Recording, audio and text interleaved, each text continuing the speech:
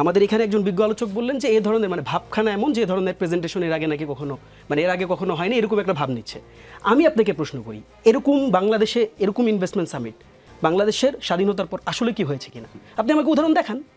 আপনি তো আমাকে উদাহরণ দেখাতে চাচ্ছেন না। দেখেন, আমাদের ফ্যাক্ট বুঝতে হবে। ফ্যাক্ট হচ্ছে যে it's nothing about doctor Yunus government, it's nothing about কে এটা করছে।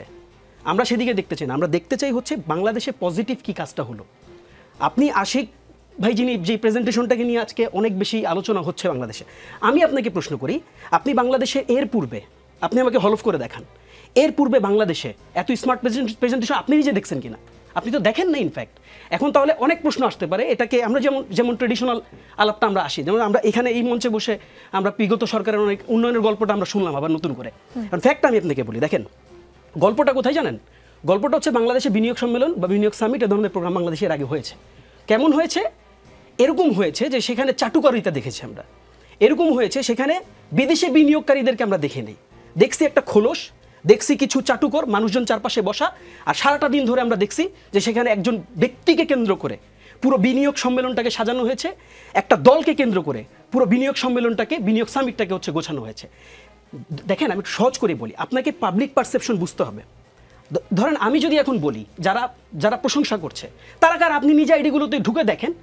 যেই জেনজিরা পরিবর্তন চেয়েছিল, আমি বলি মাঝে মাঝে যে আদমজি ক্যান্টের যে ছেলেটা, রাজুক উত্তরা যে ছেলেটা, ইডেন কলেজের যে মেয়েটা রাস্তায় দাঁড়িয়ে হচ্ছে পরিবর্তনের কথা বলেছিল, তারা আজকে আশিকদের প্রশংসা করছে, তারা আজকে এই বিনিয়োগ সম্মেলনের প্রশংসা করছে। এখন সেই প্রশংসায় যদি আপনি আপনার উদারতা না দেখান, সেই প্রশংসায় যদি আপনি আপনার সংকীর্ণতা দেখান, এটা আপনার সংকীর্ণতা, এটা আপনার ক্ষীণ দৃষ্টিভঙ্গি, সে জায়গাটাতে স্যার আমার কিছু করার নেই। বা আপনার যদি গাত্র দেওয়া হয় বা আপনার যদি কষ্ট লাগে, ইটস কমপ্লিটলি অন ইউ। এটা ইউনূস সরকারেরও কিছু এখান থেকে কমে যাবে না, আশিক সাহেবেরও কিছু কমে যাবে না।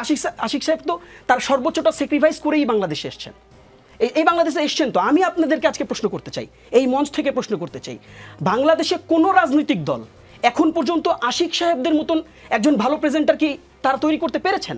আপনি আমাকে দেখান, পারেন নাই তো আপনারা। সো ফ্যাক্ট কি? ফ্যাক্ট হচ্ছে যে আপনার কাছে যখন 10টা আশিক থাকবে, আপনার কাছে যখন 20টা এরকম প্রোগ্রামের রেফারেন্স থাকবে, ইউ আর মোস্ট ওয়েলকাম। আপনি তখন এই ধরনের মানে প্রোগ্রামের সমালোচনা করেন। বরং এই মঞ্চ থেকে আমি বিডা এটার ব্যাকগ্রাউন্ডে যারা কাজ করেন, দেখেন আপনি কি কখনো ইভেনচুয়ালি ব্যাকগ্রাউন্ডে যারা কাজ করে এই ধরনের সম্মেলন আপনি কখনো দেখেছেন এর আগে? তাদেরকে তো সামনেই আনা হয় না।